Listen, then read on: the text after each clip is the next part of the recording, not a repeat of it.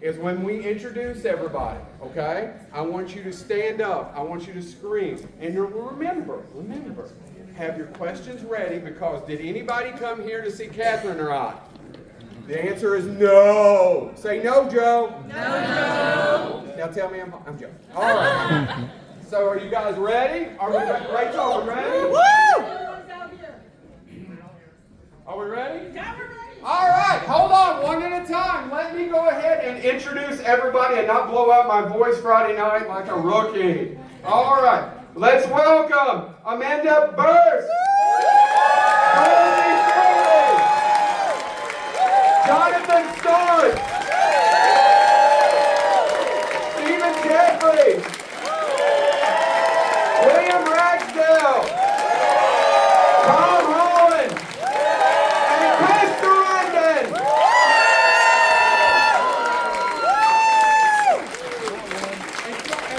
And Dorothy Fielding, so sorry about that. We've got everybody here.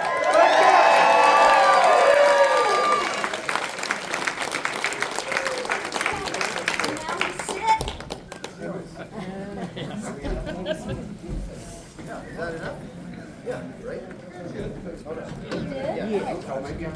All right.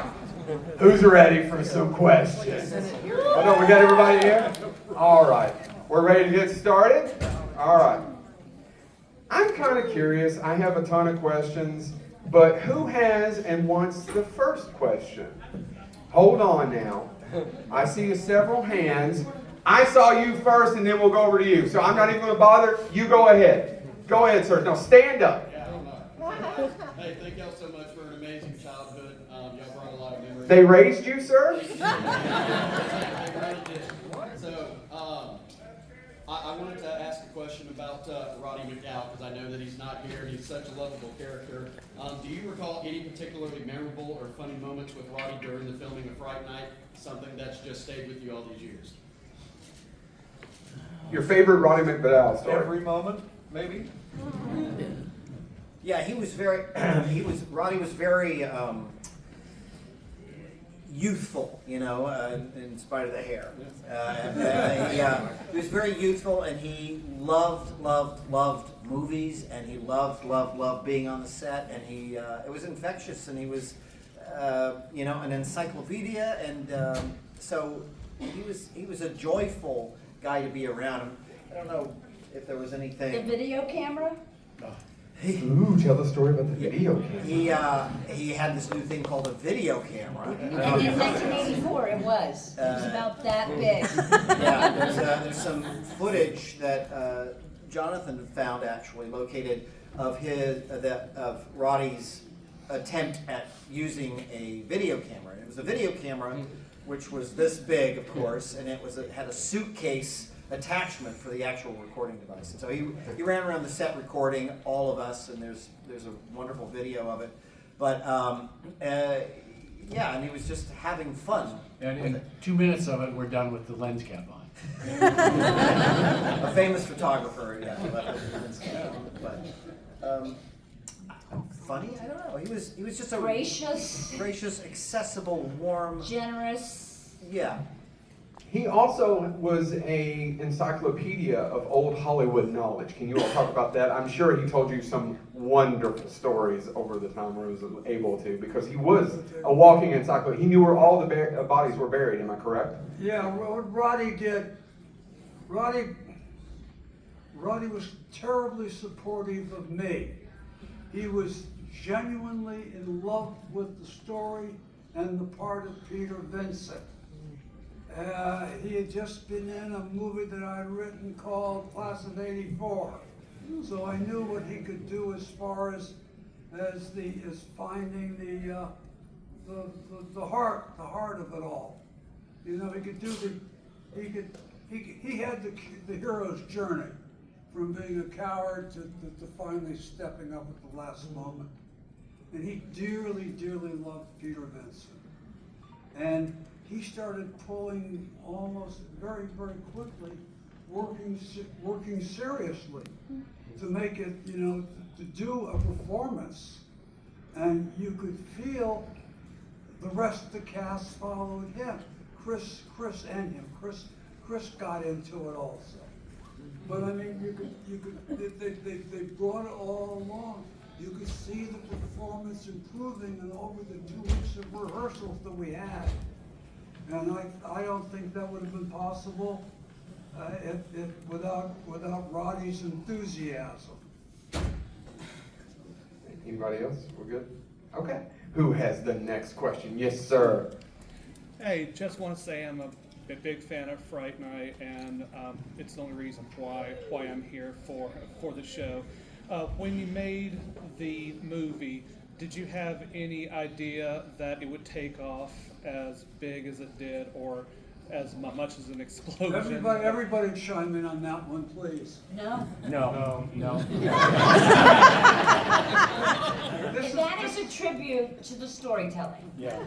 We all had a blast doing it, and so often when you're having fun making it, it comes off the screen. But it always begins and ends with the written word. And Tom was a master storyteller with the written word, and then a master storyteller in the visual sense. And I think that's the longevity right there. I'm sorry. I just have a follow-up question with that, though. When was the moment that I don't know if it happened maybe 10 years, I know the movie was a success, when you realized, oh, this isn't going away. This is staying, this is getting bigger every year. Every year, this is getting bigger and bigger and bigger. Was there a moment that you kind of realized that and it's like happened sometime? Personally, I always think every year it's going to go away. But it It comes back and stronger every year. It's amazing. Yeah. Well, I think it's horror film fans. And I don't think that a lot of us realized until we started going to the conventions that it had this life after life, right? And I think you all have to remember, when the movie was made, like, we live in a time now where the New York Times writes about horror movies, right? That didn't happen back in the 80s. Right. Not at all. They were considered niche, they were considered B movies, if you want to call it that. Red-headed stepchildren. Yeah. And so there's, I think we're part of that is the wave of acceptance of horror movies as being great films over time, and also the generations. Because I know you guys probably have heard from so many people who've said, I watched this movie when I was 10 years old. It's the first horror movie I watched, and I watch it with my kids now, etc. And there are so many movies like that that are multi-generational, I think, too. And you've been in half of them, I would say. It's true. That's absolutely 100% accurate. You know, I don't remember exactly when I realized it, but it out of all the movies that I've done, it's the one that was been mentioned the most forever. You know, the others have no, like in 1982, Psycho 2 was the biggest hit of the summer. Okay. By 1985, it had been forgotten. And it was only in 2000 when people started to show up at my door about Psycho 2. So that's like 25 years. But Fright Night never went away. You know, and you could feel it growing because of what Chris was talking about. Parents and grandparents shared it with their children. It became the introduction, it became family horror. Yes. Fright Night is now a family horror movie. It's because of the humor. And this cast caught it, every one of them. And I think also the fact that the special effects were special effects. Yes. They were not computer generated. And I think you sense that when you watch the movie. You know, you get that feeling, oh, isn't that great that they did this that way? Somebody just squealed. I'm sorry. I hear Jack in you and I'm freaking out. Settle down, man. Man, that is all Jerry. I'd like to say one more thing about that question. You know, when we made this movie, we were making it for a movie theater, right? I mean, there was video, there was VHS, but it was not really, it's like Roddy's camera, it wasn't a household thing necessarily. And so, for my part, I thought, oh, this will be a fun movie for to see in a theater with people. And then, like most movies in those days, it would kind of go away and something else would come and replace it. But with VHS and Blockbuster and actual stores, the kids began to be able to choose their own movies. You didn't have to wait till it was on to see what you wanted to see, and you could go. You could go to the store and get Fright Night. You could bring it into your house as opposed to having to wait for it to be on someplace. And that was a real game changer, I think, that none of us knew was going to happen. Thank you all so much for that. Who wants the next question? First hand I see. Yes, sir, in the back with a hat, and then I'll come back over to you. Yes. Whose idea was it to come up with the apple? Oh, the apple. We were all encouraged. Well, the antecedent was Tom, because Tom encouraged all of us to research the characters, right? To create backstories, to be actors instead of place setters in a movie.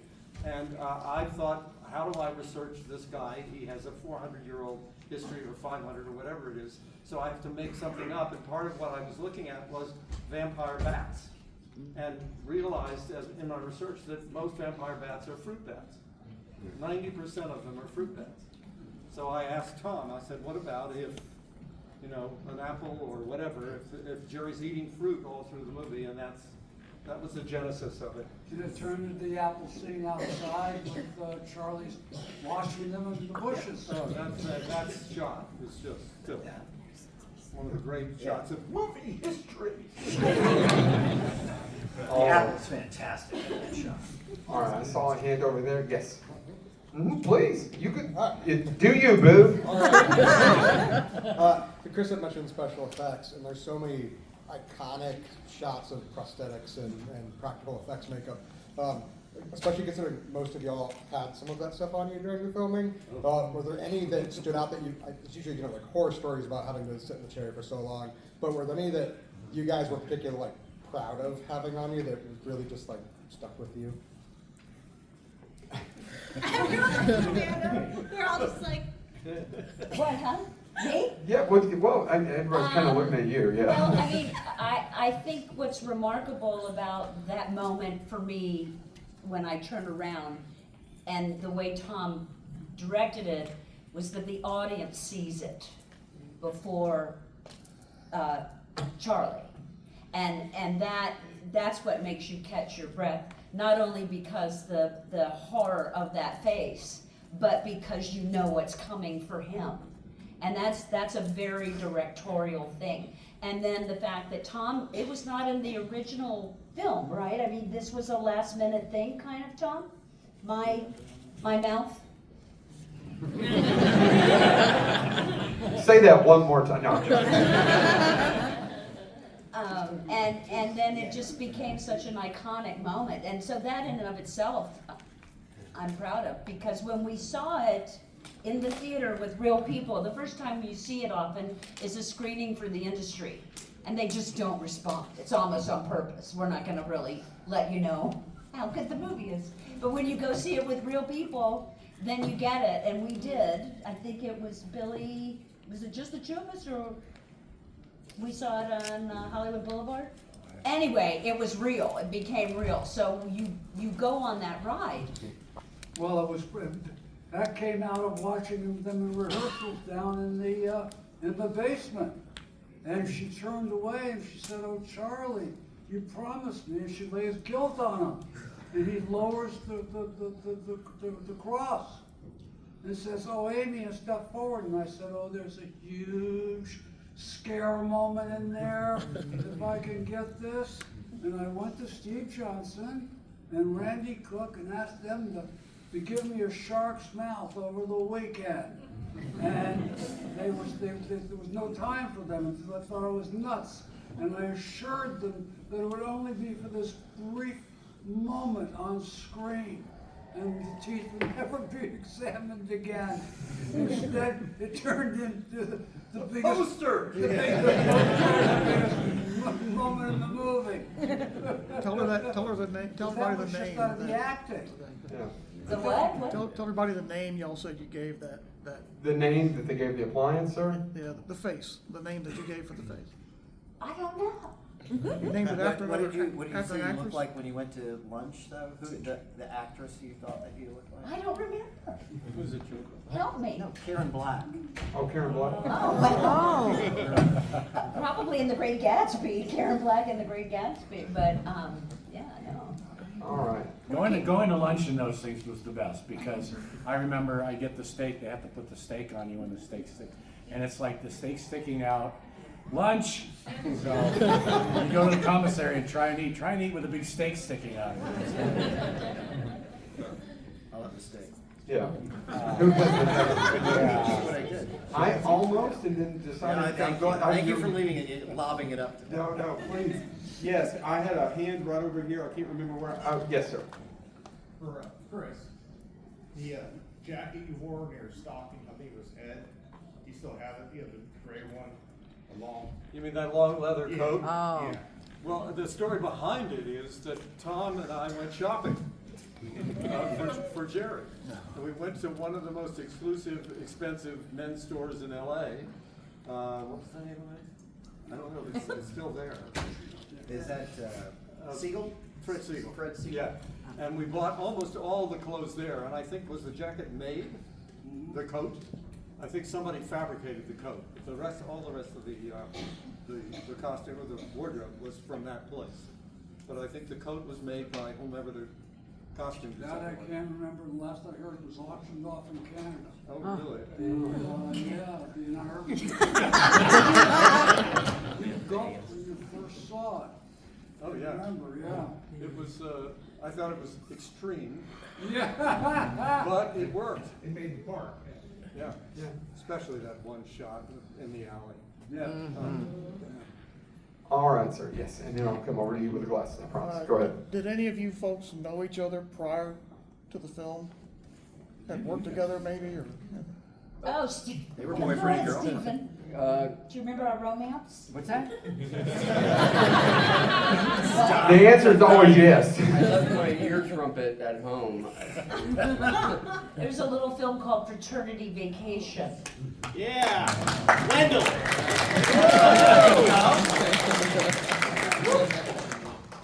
Yeah, it was awesome working back to back with Miss Amanda. It was great. And didn't know at the time we were wrapping that other movie, and Stephen was the lead in that. I had a little bitty role, and I'm like, well, what's up next? You doing anything? Thinking that at that time in your career, yeah, things just happen all the time. Yeah, we're on to the next. Yeah. And sure enough, he said, yeah, I'm making this little horror movie. And I said, what's it called? Fright Night. And I said, me too. Oh, you all didn't even know that you both See auditioned you for it. there. Absolutely not. That's awesome. No. Okay, good question. All right, glasses. There you go. Yeah, just a nerd moment. According to Regine in Fright Night 2, you're 1,000 years old, or over 1,000 years. Oh. Yeah. So, but which leads me to the next comment. How How did do I Fright know? Night 2? How did that come to be? Did you have any input on that, or because I think it's a pretty good sequel. You'll I have just to wonder. read one of our Fright Night books. Dude. Find Fright Night Origins on Amazon. You can find it on terrortime.shop, which is my site. But I start to answer a lot of those questions. It's Fright Night Origins, which has never stopped selling since it came out 2 years ago. And we're coming out with Fright Night Aftermath. In a matter of weeks, I pray the Lord. So check out Fright Night Origins. All right, next question. Who had it? Yes, sir. First off, thank you guys. Love the movie. It's been part of my life for years. Was there any scenes that got cut that you were disappointed that got cut? Or was it pretty much all there? Well, there was nobody cutting except you, right? Didn't you have final cut on this one? On this, nobody. They didn't mess with you. Nobody It messed was with so, me, no. it was so honed, it was so Yeah. specific to script that I don't think anything got cut. How could you cut? Yeah. Right? Yeah, it was amazing. I How don't can you remember cut anything perfection? from the first time I read it Yeah, that wasn't in the the movie. one thing they stopped is in the last couple of days, I had him on the roof of the house. And I was going to have a battle between him and Charlie on the roof of the house. They were carrying down and him coming through the window, the multicolored ox eye window. And they made me cut that by yelling that I was over budget. This is a studio. And I later I came to realize that they always do that toward the end of the movie, because your power as a director starts to leak away the closer they get to finishing. So, and if they don't get you to knock it down, anyway, I hate it. All right, thanks for the answer. All right, who has our next question? Yes, ma'am. Sorry if I missed you beforehand. Hi, I just want to say that I'm definitely of the younger generation who kind of got it from the parents and grandparents, and I'll be 18 next month. But this was one of my first horror movies as a little kid, and my first horror movie was Nightmare on Elm Street. But this was the Who are your parents?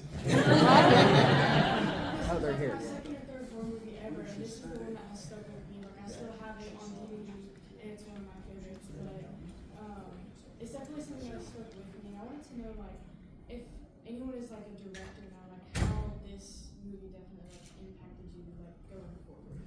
How did it impact their careers going forward? Yeah, how did the Fright Night impact your careers going forward? Well, I think one of the co-creators of Married with Children, this little show that I was on.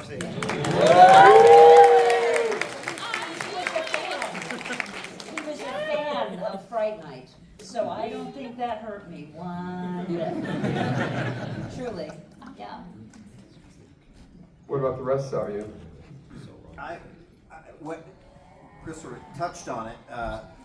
When we made the movie, or you did, horror movies We all did. Horror movies were sort of a subgenre that didn't have a lot of respect in Hollywood like they do now. And I would go on meetings and auditions and stuff, and you say, I did this, was the lead in this movie, and they say, well, I don't watch movies like that. What else have you done? And so it was just really not much of anything. It's really only over time, and I don't think it's had anything to do with our careers as much as it is just that it lives on. Yeah. Yeah. I did House 2 and Project X. But actually what I did after that was I became a writer. And I worked on a lot of TV shows. One of them was Ellen. I worked on Ellen for 4 years. And Bill Ragdale came on Ellen. He played Ellen's boyfriend for We don't have to go into that. Bill was great. He was fantastic in the show. And by the way, the thing on CNN, the CNN special, they show you. Do they? Yes. Do I get paid for that? No. Fright Night it exploded my career upwards. It happened with my first movie was The Beast Within, which got buried in the wreckage. It got buried in the wreckage of UA in their bankruptcy. Which was the Michael Cimino film. Heaven's Gate. Yeah, but then because of the success of Psycho 2, Cloak and Dagger, Class of '84, and a couple more in there, I finally got the chance to direct with Fright Night. And it was a blessing all the way. And a lot of that, I think, is because the conception was so much fun. It is an intrinsically funny idea that a gonzo horror fan becomes convinced his next door neighbor's a vampire. That's silly. You know that's silly, right? Yeah, but he's right. It's the boy that cried wolf. Yeah, But you couldn't just do The Boy Who Cried Wolf. Witness Cloak and Dagger. Because that's a remake of The Window, which is the Cornell Lourish juvenile version of Rear Window, which I felt by itself was naked, would have been done too much on the nose. Yeah. So I ended up with Cloak and Dagger. I went in and I told the studio, Universal, I want my idea for doing it as Fright Night. And they said, vampires, ugh, and threw me out of the office. So I spec'd Fright Night on my own. And then you had I don't know what it was, but I just was so hot in town, both as a writer, and that leveraged me into getting a shot. How long after Fright Night was Child's Play? Child's Play was 3 years after, and yes. Black Beauty or Black Beauty? Fatal Beauty. What is it? Fatal Beauty. Fatal Beauty. What I did in between Fatal Beauty because everybody was telling me I had to get out of horror. And so I tried to step into the cop action buddy picture. And I started out with Cher and Sam Elliott, and I ended up with Whoopi and Sam Elliott, and guess what? The picture, it's the one picture that nobody ever asked me about. You know, but I mean, that's a lot of the reason why. I happen to think that everybody in it's very good, including Whoopi. But talk about bad timing. I was offered Friday the 13th Part 2, I think, at the same time. Anyway, what's the whole point of that? All right, who has our next question? We've got time for maybe three. I think Jerry Dandridge and Chris Sarandon's rendering of him is a fascinating character. And I want to continue to explore Jerry Dandridge, and I am putting together a podcast called Fright Night Resurrection. And guess who I'm planning on resurrecting?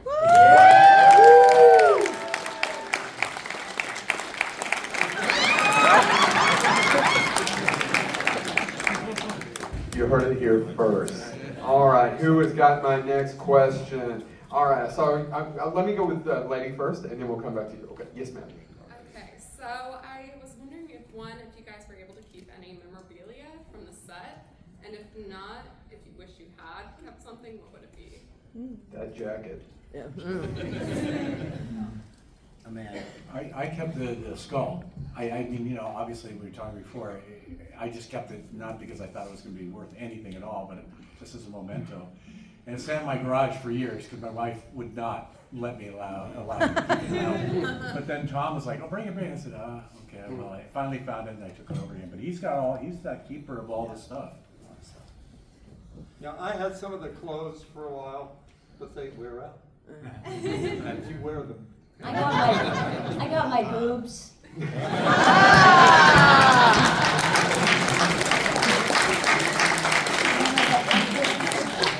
Thank you so much for that answer.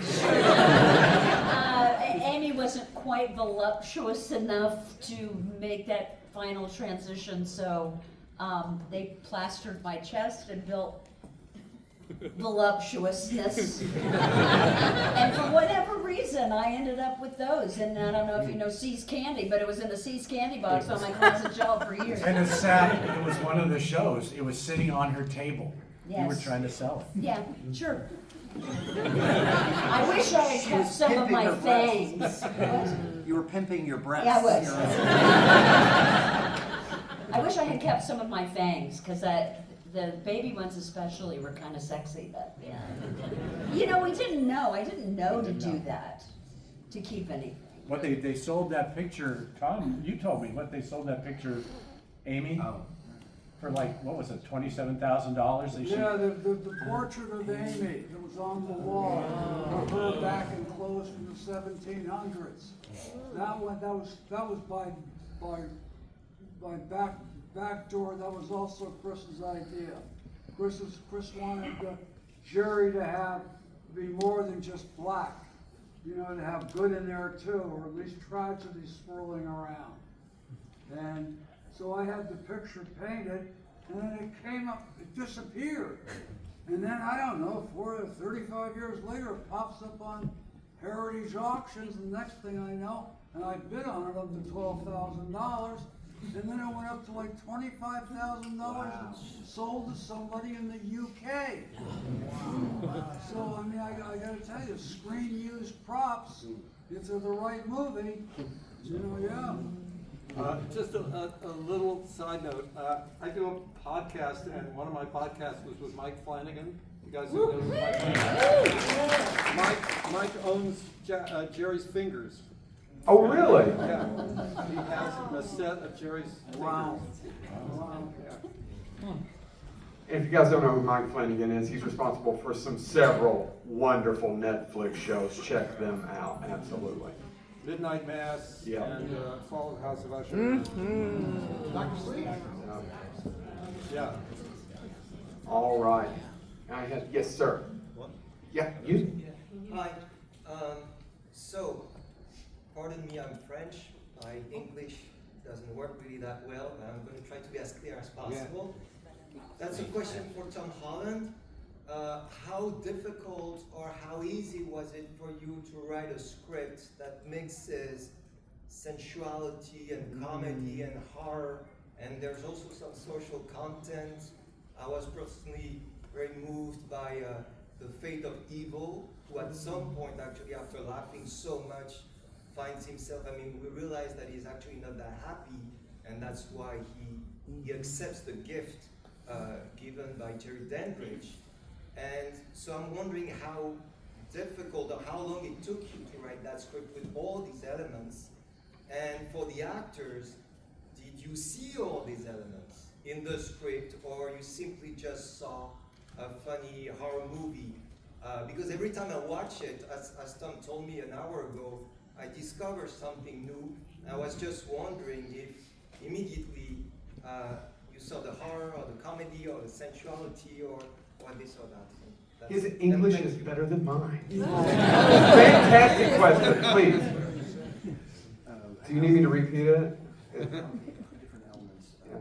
I would say that some of the stuff was not in there. I mean, I didn't have as much as the rest of them, but the scene with Lennox and Charlie was not a comedy. It was, when I went and auditioned for it, I came up with doing this and like uh-oh and all this and the whistle and everything.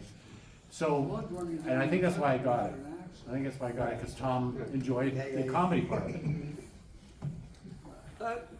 I think it was there. It's one of the reasons why I wanted to do it, was because it's all there in the script. I think it's clearly there. It was an excellent script, if I say so myself.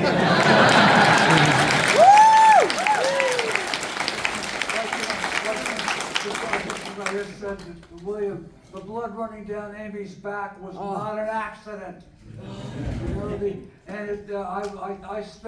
I spent days howling with laughter on the floor writing certain scenes.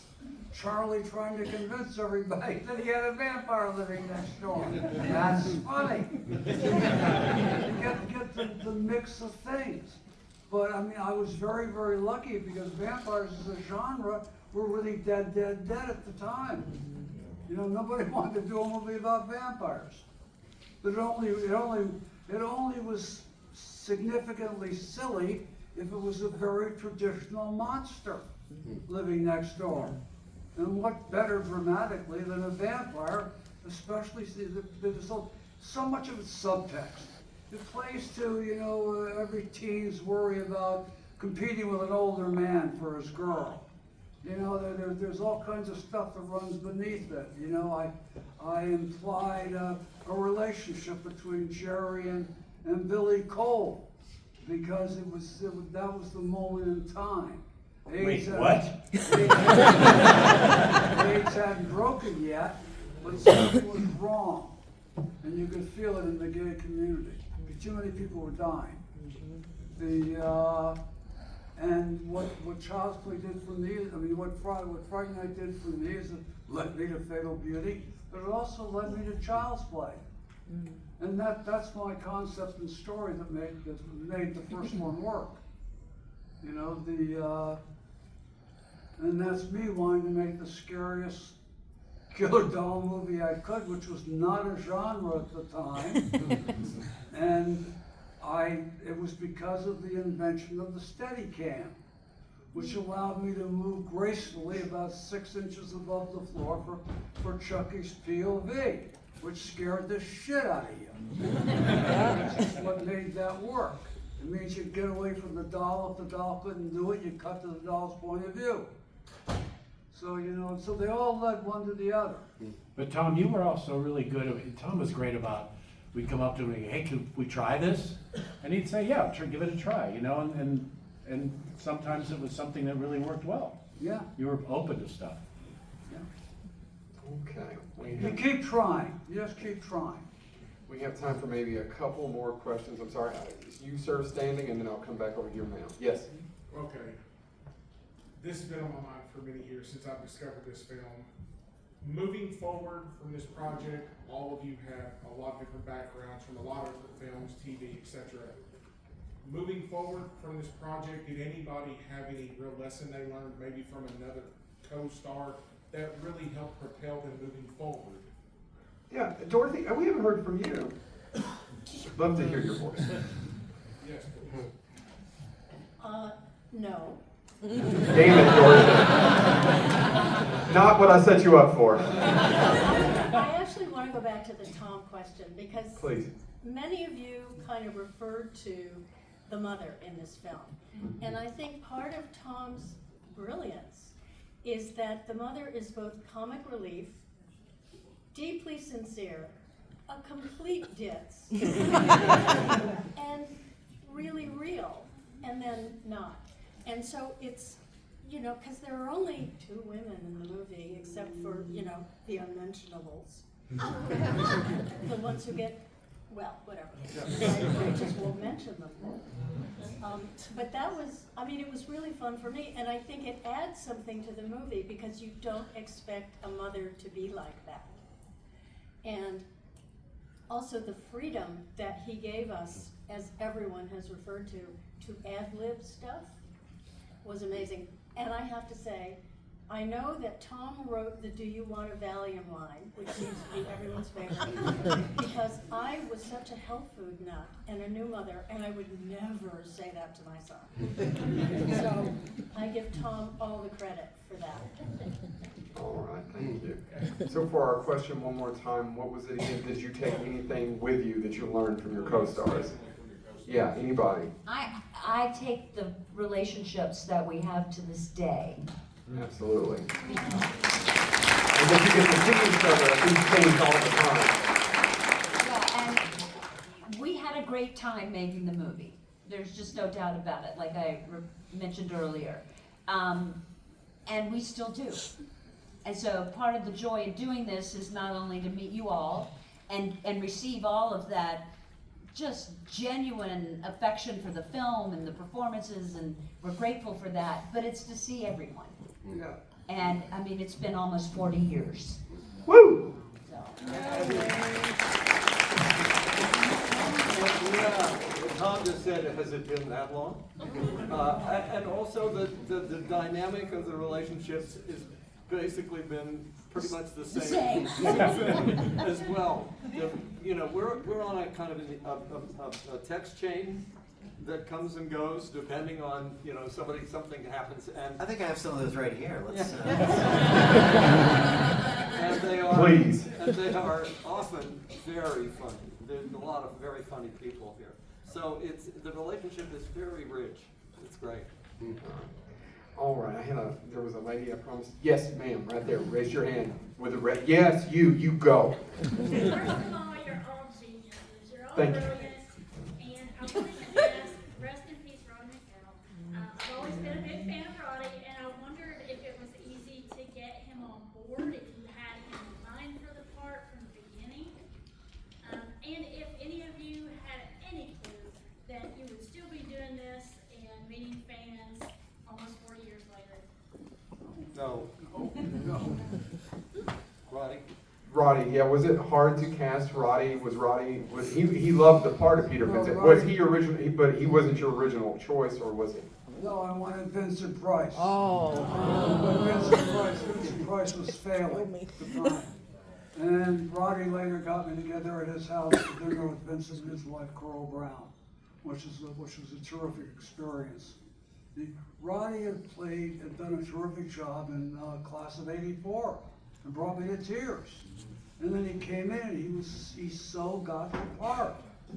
You know, I just knew. And whatever it was, we got along too. In other words, he seduced me, and I guess I seduced him. Whatever, it turned into a great working relationship, and there was a warmth there. So, and the whole experience of Fright Night is blessed. All of it. This is extraordinary, and a lot of it is because I cast everybody for being able to do comedy in a horror film, which I don't think anybody else was doing at the time. But every person here made me laugh when I was in a reading, you know, and that's what that took a reach, you know, and somehow that translated into we're all here now. All of you, thank you. But I mean, you know, boy, amazing. Okay, we're going to take one last question, but before you get sad, you can have it. Before you get sad, they are going to be here all weekend. They are amazing. They are going to be at their tables. I want you to go see them, each and every one of them. I want you to show them the warm Kentucky welcome from the biggest damn horror convention now in the world, if you haven't seen that line outside. Scarefest. Sorry. I've been doing this 9 years. I'm a little braggy today, so we're so happy with the crowd. Ma'am, last victim. Okay. So do you guys watch your own movies at home? Have you guys watched Fright Night with your kids, your grandkids, your family? I mean, you know, some people say it's weird to watch your own shows.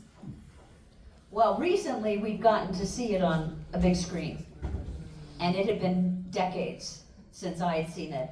And it's, if you have the opportunity, if there's some kind of festival or something, or an art house theater where you are, please try to see it, because it is one of the most stunningly visual pieces of work, and it was shot to be seen on a large screen. And it has you have a different experience. It has a with different it. life on a big screen. In a way. So that I love seeing. That's for sure. I had never seen it on a big screen before. I only saw it on saw it in TV. I didn't go to April the for the screening. first time. I was chicken. I didn't go to the screening, and then I never saw it on a big screen until we went that in April. I guess it was. It was fantastic. What about the rest of you? Just. I saw it for the first time on 42nd Street, New York. Oh. Unbelievable. But have you introduced it to any of your children or grandchildren or anything like that? No? Okay. Well, obviously we have good parents up here, so let's give it up for our good parents. With that, thank you all so much. Remember, they're going to be here all weekend. I can just stand up and make them feel loved. Thank you so much, Chris, Amanda, Dorothy, Jonathan, Stephen, Tom, and William. Thank you all so much.